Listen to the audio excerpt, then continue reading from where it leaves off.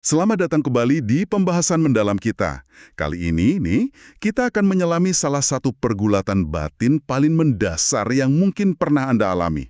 Gimana sih kita bereaksi pas sadar udah bikin kesalahan besar? Sumber kita kali ini, bab 11 dari buku Being Wrong, itu membawa kita pada dua kutub ekstrim. Penyangkalan total sama penerimaan yang, ya ampun, menyakitkan banget. Kita punya kisah nyata yang kuat banget dan beberapa kasus hukum yang jujur aja bikin agak bingung. Siap buat menjelajahinya? Ya, bab ini benar-benar masuk ke jantung persoalan gimana kita berhadapan dengan kenyataan kalau kita tuh nggak sempurna ya, bahwa kita bisa salah dan apa konsekuensi emosional serta etisnya. Oke. Kita akan lihat penyangkalan sebagai perisai yang melindungi, tapi sekaligus bisa jadi penjara. Sebaliknya, penerimaan betapapun sulitnya justru membuka jalan menuju pemahaman dan mungkin ya penyembuhan. Oke. Mari kita langsung terjun deh. Kita mulai dengan sebuah cerita yang benar-benar menggugah, yang bakal bikin Anda mikir ulang soal kepastian ingatan. Bayangin Anda jadi korban kejahatan brutal, terus keyakinan Anda tentang siapa pelakunya ternyata salah total. Mari kita bicara tentang Penny Berenson. Iya, Penny. Kisahnya dimulai tahun 1985. Dia diserang secara brutal waktu lagi jogging di tepi pantai. Sebuah pengalaman yang, wah, luar biasa traumatis pastinya. Pasti. Dengan keberanian yang patut diacungi jempol, dia berusaha keras ingat wajah penyerangnya buat bantu polisi. Polisi kemudian nunjukin serangkaian foto kan? Dan Penny mengidentifikasi seorang pria bernama Stephen Avery. Di persidangan, kesaksiannya jadi krusial. Nah, ini dia. Ini menarik nih, karena menurut sumber kita, Penny sendiri bilang ada keraguan waktu itu. Dia ngerasa cuma sekitar 60-65% yakin gitu. Tapi ya kayak yang sering terjadi. Kesaksian mata itu punya bobot yang luar biasa besar buat juri kan. Susah buat kita buat nggak percaya sama orang yang nunjuk langsung dan bilang, itu dia orangnya.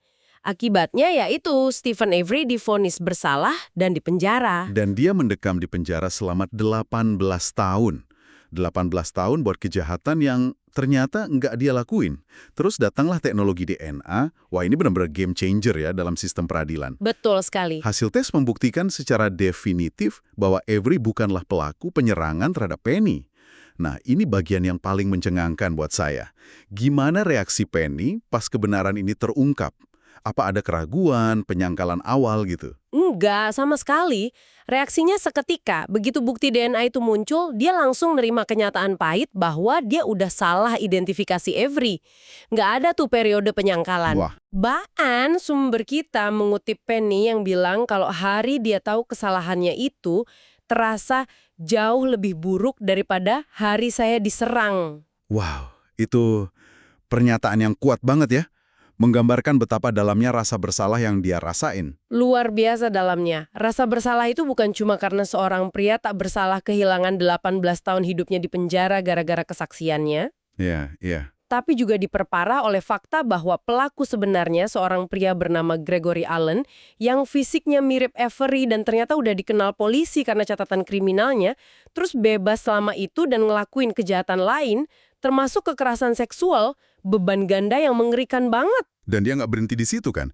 Dia ngambil langkah nyata. Dia nulis surat permintaan maaf yang tulus ke Avery, terus bahkan ketemu langsung sama dia. Betul. Dalam pertemuan itu, dia secara eksplisit memposisikan diri sebagai pihak yang bikin salah, dan Avery sebagai korban dari kesalahannya itu. Mengingat trauma yang dia alami sendiri, tindakan ini nunjukin kekuatan dan kerendahan hati yang, wah, luar biasa. Reaksi Penny ini contoh penerimaan yang hampir seketika dan total ya.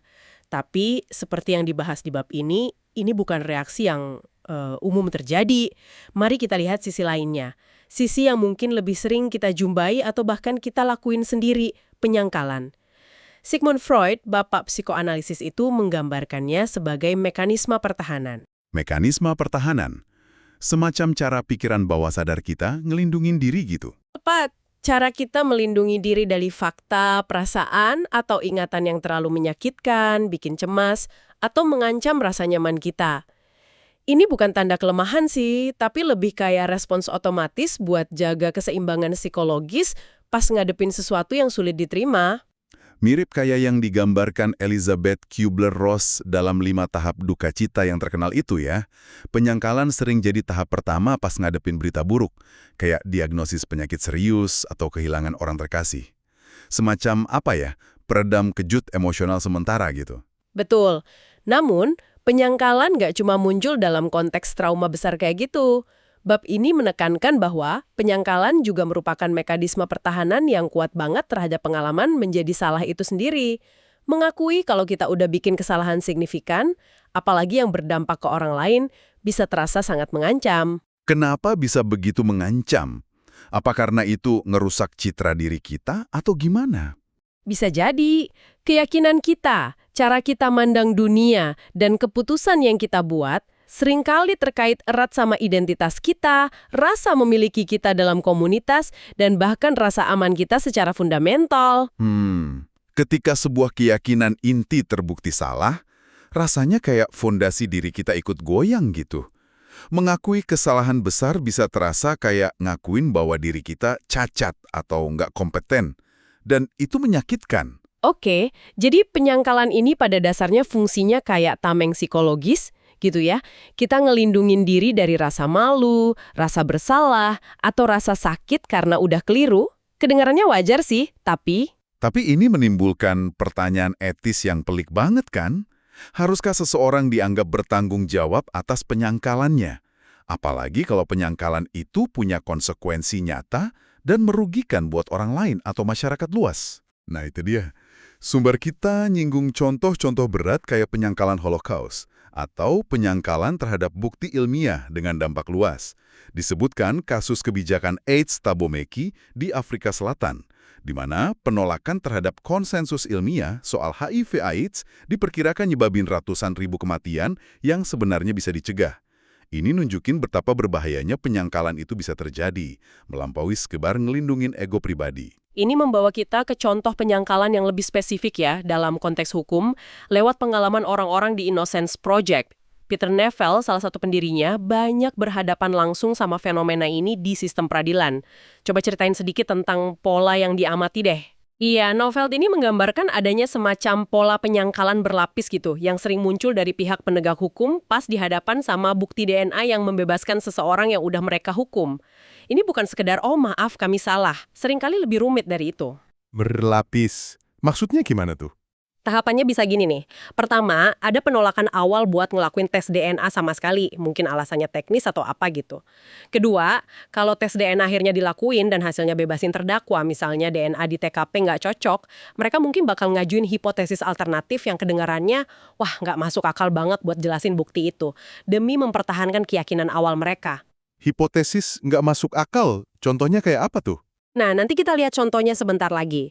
Tahap ketiga, kalau hipotesis alternatif nggak berhasil, mereka bisa nyalahin laboratorium yang lakuin tes, nganggap sampelnya terkontaminasi, atau mempertanyakan prosedurnya. Oke. Keempat, kalau bukti dan lab nggak bisa disalahin, mereka mungkin nyerang kredibilitas pembawa pesan. Dalam hal ini ya Innocence Project itu sendiri. Nuduh mereka punya agenda tersembunyi atau gimana. Dan akhirnya pada beberapa kasus ekstrim, bahkan di hadapan semua bukti yang jelas banget, ada penolakan total buat ngakuin bahwa sistem atau individu di dalamnya udah bikin kesalahan. Itu kedengarannya sistematis banget dan defensif ya. Dan ada kasus spesifik yang benar-benar nunjukin ini? Ada satu kasus yang dibahas lumayan detail di sumber kita, yaitu deposisi Michael McGrath. Deposisi ini gampangnya kayak pemberian kesaksian resmi di bawah sumpah di luar sidang. Biasanya bagian dari proses hukum. McGrath waktu itu jabatannya Jaksa Agung Montana, dan deposisi ini terkait pembebasan Jimmy Ray Bromgard. Bromgard ini siapa kasusnya? Bromgard ini dipenjara 15 tahun atas tuduhan pemerkosaan anak usia 8 tahun. Tes DNA kemudian buktiin dia nggak bersalah. DNA dari air mani yang ditemuin di pakaian dalam korban bukan punya dia. Oke. Lebih dari itu, DNA itu cocok sama pelaku lain yang udah teridentifikasi. Bukti yang kuat banget kan? Kuat banget. Logikanya sih ya udah, kasusnya selesai. Bromgard nggak bersalah. Logikanya gitu, tapi dalam deposisi ini McGrath sebagai jaksa agung nunjukin penyangkalan yang wah, luar biasa. Dia ngotot bahwa meskipun ada bukti DNA, Bromgar tetap tersangka utama. Dia terus ngajuin serangkaian teori yang jujur aja sulit dipercaya ya. Teori kayak apa? Ini bikin penasaran sekaligus agak ngeri dengernya. Dia berspekulasi misalnya mungkin Bromgar emang merkosa korban, tapi kebetulan aja dia nggak ninggalin jejak biologis apapun, nggak ada air mani, nggak ada rambut, nggak ada apa-apa. Atau mungkin air mani dan rambut yang ditemuin itu asalnya dari sumber lain yang sama sekali nggak terkait sama kejahatan. Sumber lain? Dari mana coba? Disinilah teorinya jadi sangat meresahkan dan menurut sumber kita, absurd banget. McGrath ngemukain kemungkinan jejak biologis itu bisa berasal dari ayah korban mengisyaratkan incest, atau dari mimpi basah ayah korban yang mungkin spermanya entah gimana nempel di pakaian dalam anak itu. Astaga. Atau bahkan berasal dari aktivitas seksual korban sendiri yang waktu itu baru 8 tahun, atau dari kakaknya yang 11 tahun yang mungkin pakai celana dalam adenya. Semua ini diajuin sebagai cara buat jelasin bukti DNA tanpa harus ngakuin kalau Bromgar nggak bersalah. Saya speechless. Itu bukan cuma penyangkalan, itu udah kayak ngebangun realitas alternatif yang ngabain akal sehat dan bahkan, sangat ngerendahin martabat korban dan keluarganya ya. Dan dia tetap nganggap kesaksian awal korban sebagai bukti kuat. Padahal korban mungkin juga trauma dan bingung kan? Dia milih buat pegang teguh keyakinan awal, keyakinan sistem peradilan yang udah ngehukum Bromgar, meskipun bukti ilmiah bilang sebaliknya. Ini bener-bener kontras yang mencolok banget ya sama Penny Bernstein tadi. Penny, korban sebenarnya, langsung nerima bukti DNA. McGrath, pejabat hukum, malah mati-matian nolak pakai teori-teori aneh. Apa sih yang bikin respons mereka bisa beda banget gitu? Apa ini murni soal kepribadian aja? Sumber kita nggak ngasih jawaban pasti sih, karena emang kompleks ya. Tapi ini membawa kita ke inti pertanyaan bab ini. Kenapa ada perbedaan yang begitu drastis? Mungkin Penny, kayak yang Anda bilang tadi, punya kepercayaan mendasar pada sains dan objektivitas bukti DNA. Mungkin ya. Mungkin juga latar belakangnya dalam pekerjaan yang terkait sama restoratif justice, itu ngasih dia semacam kerangka berpikir buat memproses kesalahan dan dampaknya. Sementara McGrath mungkin ada tekanan institusional, ngelindungin reputasi sistem, atau bahkan karir pribadinya. Atau jangan-jangan murni ego aja yang terluka karena sistem yang dia wakili ternyata salah besar. Bisa jadi kombinasi dari semua itu. Penyangkalan McGrath mungkin bukan cuma soal ngelindungin ego pribadi, tapi juga ngelindungin narasi bahwa sistem peradilan tempat dia kerja itu nggak pernah salah. Ngakuin kesalahan sistemik kan bisa punya implikasi yang jauh lebih luas daripada ngakuin kesalahan pribadi. Oh iya, benar juga. Ini nunjukin betapa kuatnya dorongan buat mempertahankan keyakinan kita. Apalagi kalau keyakinan itu terkait sama status profesional dan identitas institusional. Jadi, penyangkalan bisa jadi lebih dari sekedar mekanisme pertahanan pribadi ya, tapi juga semacam mekanisme pertahanan institusional gitu. Bisa jadi begitu. Dan yang paling mengkhawatirkan dari kasus McGrath ini, menurut Peter Neufeld, yang dikutip dalam sumber kita, adalah bahwa reaksi semacam ini tuh bukan hal yang langka banget. Ini nunjukin betapa dalamnya orang bisa kekunci dalam keyakinan yang salah, bahkan yang paling nggak logis sekalipun, demi ngindarin kenyataan pahit bahwa mereka atau sistem mereka udah keliru secara fundamental. Mari kita balik lagi ke penerimaan deh. Kalau penyangkalan McGrath tadi ekstrim banget, penerimaan Penny juga nggak kalah ekstrimnya ya, tapi di arah sebaliknya. Tapi apakah penerimaan itu berarti prosesnya gampang buat dia? Sama sekali nggak, sumber kita menekankan meskipun penerimaannya instan, dampaknya berat banget. Penny ngalamin periode gelap yang sulit banget setelah nyadar kesalahannya. Rasa bersalah, penyesalan, beban emosionalnya luar biasa. Jadi penerimaan tuh bukan jalan pintas ke kelegaan instan, seringkali itu justru awal dari perjalanan emosional yang berat. Tapi perbedaan krusialnya adalah Penerimaan Penny, meskipun menyakitkan, itu memungkinkan adanya langkah maju. Dia bisa minta maaf, dia bisa ketemu Avery, dia bisa terlibat dalam advokasi buat reformasi sistem peradilan terkait kesaksian mata.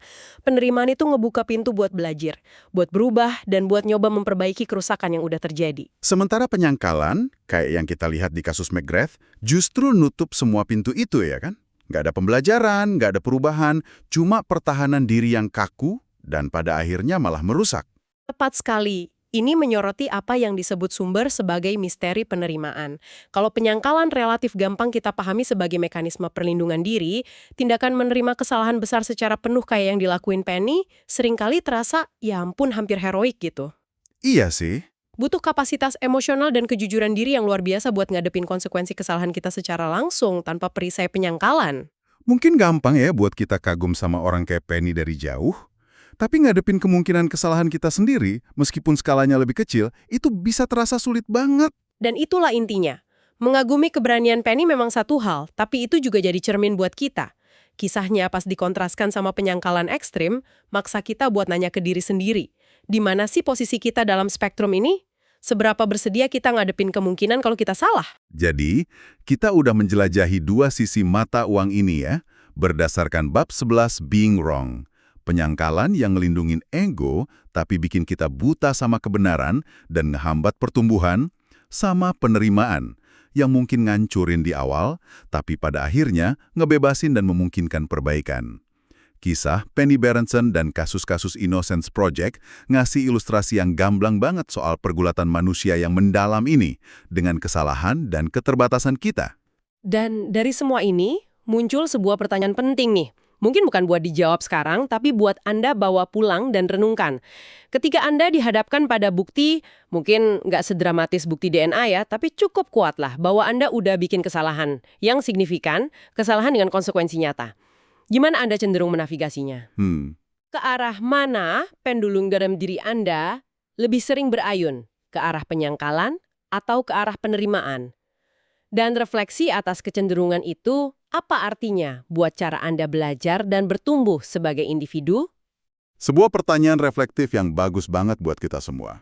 Nggak ada jawaban gampang sih, tapi kesadaran akan kecenderungan kita sendiri mungkin langkah pertama ya. Sampai jumpa di pembahasan mendalam kita berikutnya.